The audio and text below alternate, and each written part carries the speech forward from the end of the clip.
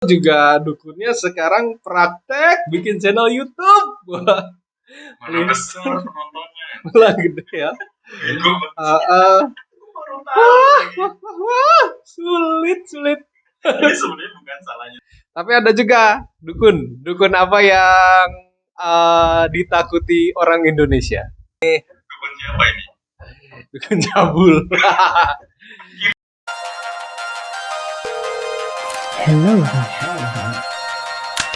Dunia maya hari ini berita membara terpana kecewa amarah. Reaksi tanpa isi, komentar tanpa solusi, bercanda tanpa tawa seadanya. Haus dengan tanya ku berkata, Kenapa sih?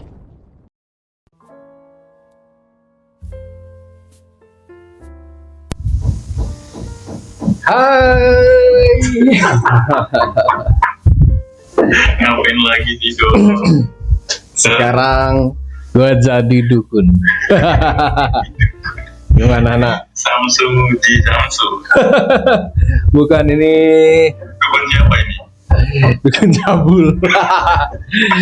Tapi meresahkan loh sekarang nih dukun-dukun ya. Jadi kalau kita googling di cari aja kasus dukun gitu. Nah 2022 ini udah banyak banget listnya, gimana kita bisa lihat dukun-dukun banyak banget kasusnya. Waduh. Kasus. Ya. Tapi ada juga dukun apa yang ditakuti orang Indonesia? Apa? Wudu. Salah. Mbah Maijen. Bisa.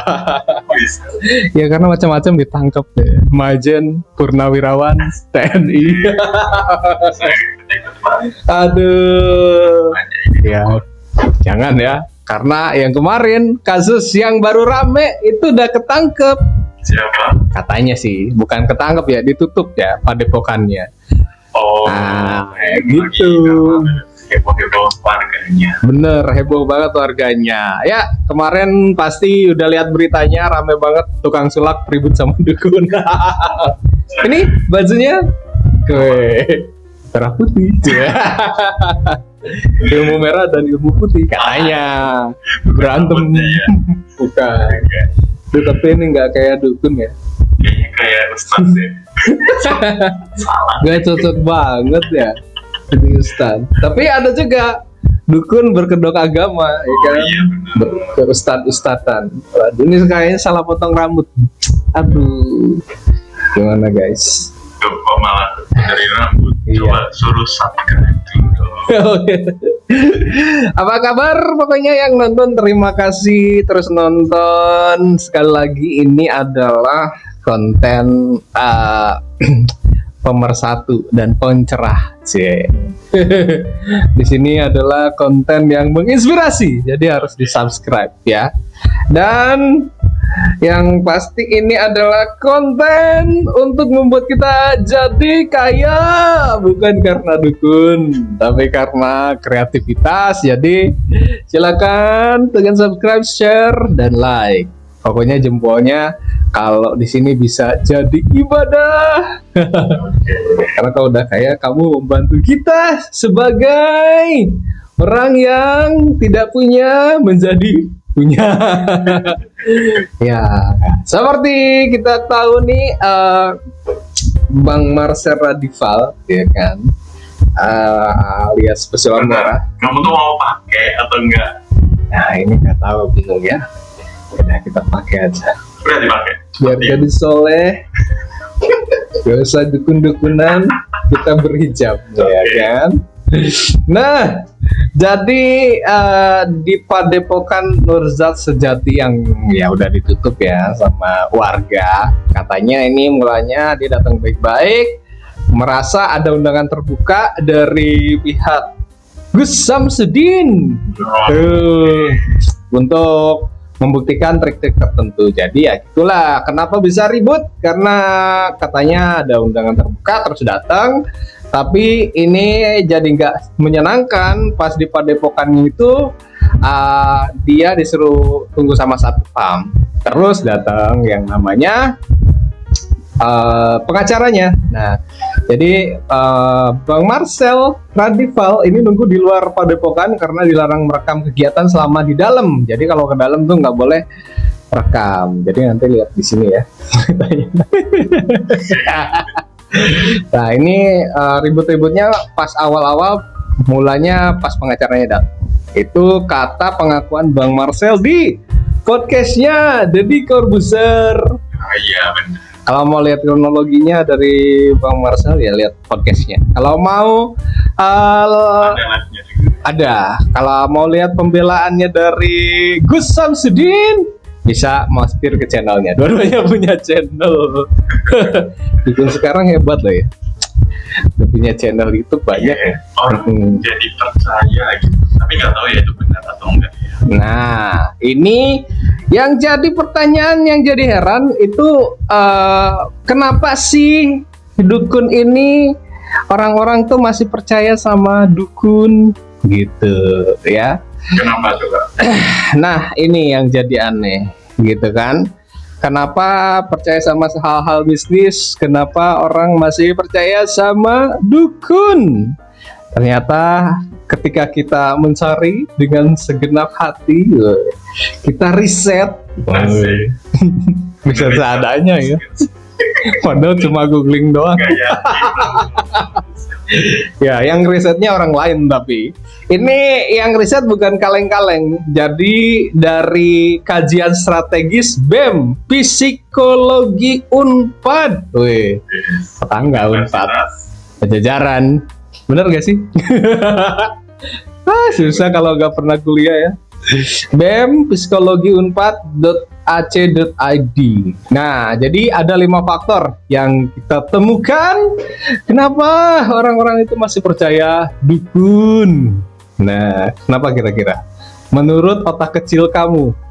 Kalau aku sih kayak yakin aja gitu. Yakin aja, susah. Kayak gitu. Berarti nggak ada berpikir sama sekali ya, langsung yakin. Susah. Dukun itu terbaik kan. Makanya itu tadi ya para penonton. Nah, kenapa orang percaya dukun kayak mereka ini nih, kayak temen kameramen ini, Mas Ramen. Kameramen. Jadi dia ya percaya, langsung percaya aja gitu, gak ada berpikir sama sekali. Pokoknya keren, langsung dia percaya. Tapi kalau menurut gue ya, kenapa lebih percaya dukun daripada Tuhan? Karena pertolongan Tuhan biasanya lama. Enggak ya, maaf ya. Ya, tapi Tuhan kan kasih kita yang kita butuhkan, bukan yang kita inginkan. Beda sama dukun. Ya, pembelaan. Oke, kita lanjut aja lah daripada ngawur. Kita lihat faktanya, 5 faktor kenapa orang masih percaya dukun dari BEM Psikologi Unpad. Bukan kaleng-kaleng nih, mahasiswa nih yang nggak pernah kuliah kayak kita. Boro-boro ya penelitian. Susah. Dukun masih percaya. Pertama ada bandwagon effect. Wah, ini faktor pertama. Ya. Oke, sampai itu. Jadi itu adalah kecenderungan seseorang untuk mengadopsi perilaku gaya atau sikap tertentu karena mayoritas orang melakukannya. Ini penelitiannya dari Cherry katanya. Nah, hal ini merupakan salah satu manifestasi dari sesuatu yang dinamakan impersonal influence, yang menyebutkan bahwa seseorang dipengaruhi oleh persepsi mereka tentang opini kolektif atau pengalaman orang lain. Gitu. Jadi kalau mayoritas kayaknya bener nih dukun, oh ini sakti dukunnya gitu ya. Wah, saya datang ke sana dulu saya miskin, setelah datang ke klinik mbah ini, saya sekarang jadi kaya. Wah, banyak tuh yang ngomong gitu, jadi percaya. Ya. Yoi, jadi ini adalah bagian kelompok kognitif bias yang lebih besar. Dan yang pasti ini bisa dalam berpikir mempengaruhi penilaian seseorang saat mengambil keputusan. Salah satu dampak paling besar dari bandwagon effect adalah pengaruhnya kepada ilmu pengobatan juga. Nah, jadi kesembuhan rata-rata ini berpengaruh juga kepada efek ini. Nah, jadi itulah penerimaan ide-ide medis yang belum terbukti kebenarannya tetap dianggap lumrah untuk dijadikan karena sudah populer di kalangan masyarakat. Sugesti. Ya, jadi kalau misalkan ya mayoritasnya kayak gitu, ini jadinya terpengaruh dan akhirnya apalagi ide-ide medis gitu, akhirnya daripada ke dokter mending ke dukun. Oke. Soalnya juga kadang ada orang yang takut ke dokter. Takut ke dokter, benar, karena biayanya mahal. Yang kedua, nah ini faktor yang kedua ada word of mouth. Mereka ini merupakan pernyataan positif maupun negatif yang dibuat oleh seseorang berdasarkan pengalaman mereka menggunakan sebuah produk atau jasa. Ini kata Henning Thurau dan Klee tahun 1997. Jadi word of mouth ini yaitu tadi kita misalkan dari mulut ke mulut ya, kabar dari kabar berkabar, yaitu metode ini bisa disampaikan dalam bentuk perumpamaan melalui media atau cerita dari mulut ke mulut, sehingga membuat metode ini ada sejak zaman dahulu dan menjadi hal yang paling mudah ditemui di masyarakat. Dalam kasus ini semakin banyak orang yang menceritakan word of mouth positif terhadap perdukunan, maka akan semakin besar juga kepercayaan seorang dengan praktek tersebut. Jadi kalau misalkan banyak kabar positif dari dukunnya, orang-orang jadi percaya. Udahlah coba aja gitu, walaupun dia sendiri nggak percaya. Nah, beda sama yang tadi bandwagon. Kalau bandwagon ini dia karena mayoritasnya melakukan hal itu, datang ke dukun, jadi ya udah kebiasaan aja gitu. Kalau word of mouth ini ya percaya nggak percaya, walaupun nggak percaya karena beritanya banyak, ya udah, walaupun nggak percaya datang gitu. Aduh, susah. Jadi ini adalah kabar burung kalau word of mouth ya. Bisa gitu. Terus juga yang ketiga ada media influence. Jadi kenapa sih orang bisa yakin sama dukun-dukun atau ya apalah disebutnya ya? Karena kan ini juga Gus yang kemarin rame itu juga dia nggak bilang dukun ya dia ya. Tapi cara-caranya kayak dukun. Nah gitu ya, terus juga ya kayak ustad gitu kan tampilannya. Tahu stop, nggak tahu deh. Iya, kayak pemuka agama gitu. Nah, tapi ini tadi media influence salah satunya yang bikin orang jadi percaya dengan dukun. Nah, menurut Potter, nah ini di 2012, terdapat 6 jenis efek yang dapat terjadi kepada individu, yaitu efek kognitif media efek, kepercayaan atau belief, efek afek ya, terus efek psikologis, yaitu psikologis efek dan perilaku behavior. Nah, jadi pengaruhnya gede banget ternyata media ini paling ngaruh. Gitu, jadi buzzer sampai ada 5 efeknya. Ada kepercayaan, afek, psikologis, terus kognitif. Ada 4 ya. Ada 4. Dan perilaku benar, behavior. Ada 5. Nah, kepercayaan kepada dukun dapat disebabkan oleh paparan media yang terus membuat dan membentuk kepercayaan kita dengan memperlihatkan sesuatu lebih dari apa yang kita bisa lihat secara langsung. Mungkin tidak pernah melihat langsung kan nggak mungkin, tapi kelakuan seorang dukun ini ternyata ditayangin di sinetron misalkan ya, gitu. Tahu sinetron apa itu yang ada dukunnya ya, benar, apalagi tontonnya dari anak kecil gitu. Dan biasanya di sinetron-sinetron itu sebelumnya ada terinspirasi dari kisahnya, nah, ya kan? Nah, itu iya bener, jadinya kan nah itu yang jadi bahaya, karena mungkin di situ ingatlah buat anak-anak kecil yang nonton kayak gitu, hati-hati, ini bisa jadi media influence, padahal kan nggak benar ya, kita nggak pernah lihat, tapi karena media itu mencontohkan, mensinetronkan, atau juga dukunnya sekarang praktek bikin channel YouTube. Wah, Mana besar penontonnya. lah gede ya. Gue baru tahu lagi. Wah, sulit. Ini sebenarnya bukan salahnya Samsudin juga sih. Iya, kenapa orang-orang nonton? Ya itu tadi, kenapa orang jadinya percaya media influence sangat besar. Udahlah, pokoknya kalau influencer yang baik kita jadi subscribe, di share. Aduh. Nomor 4, faktor kenapa sih orang masih percaya kayak gitu-gitu, yaitu socio-economic status atau SES. Nah, udah tahu ya, sosial ekonomi status.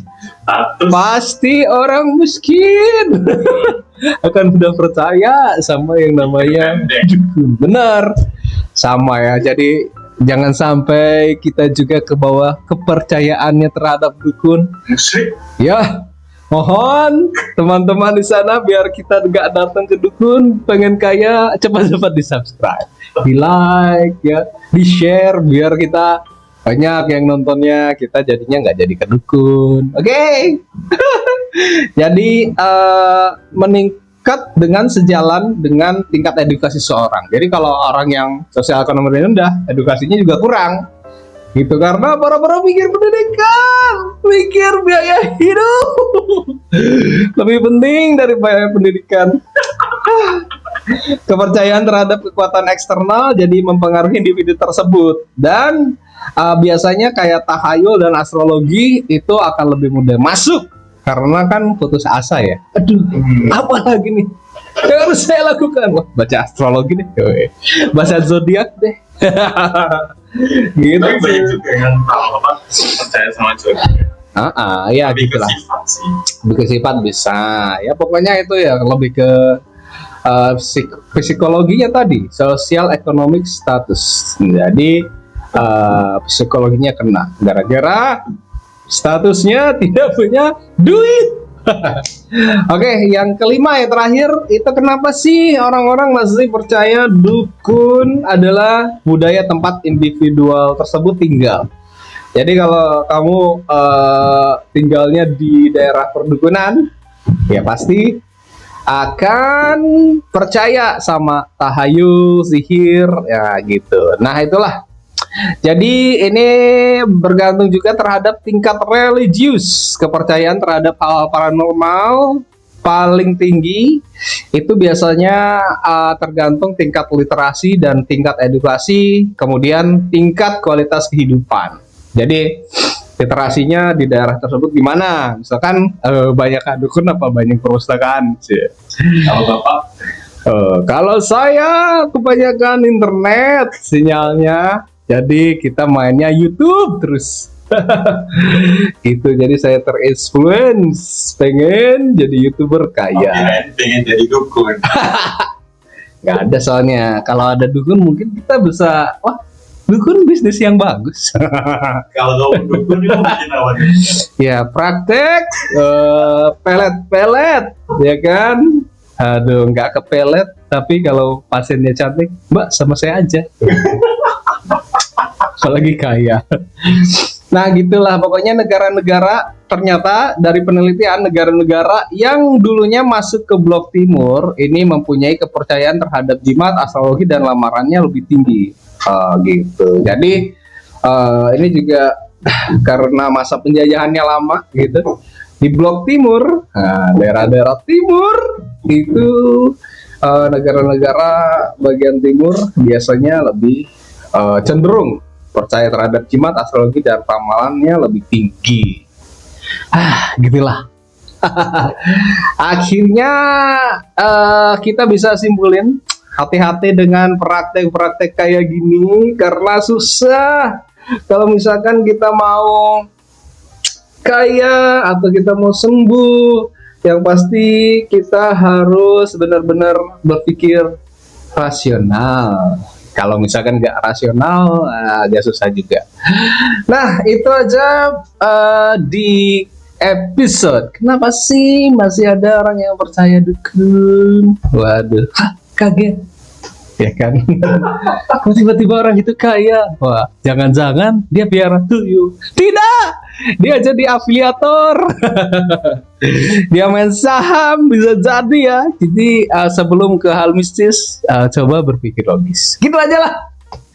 Pokoknya terima kasih. Jangan lupa subscribe, like, comment. Sekali lagi, jempol Anda bisa dapat pahala di sini karena membantu kita sebagai kaum duafa Jadi dukun. Jangan sampai kita jadi dukun karena ekonomi dan gara-gara subscriber yang gak naik dan AdSense yang gak cair-cair. Dadah.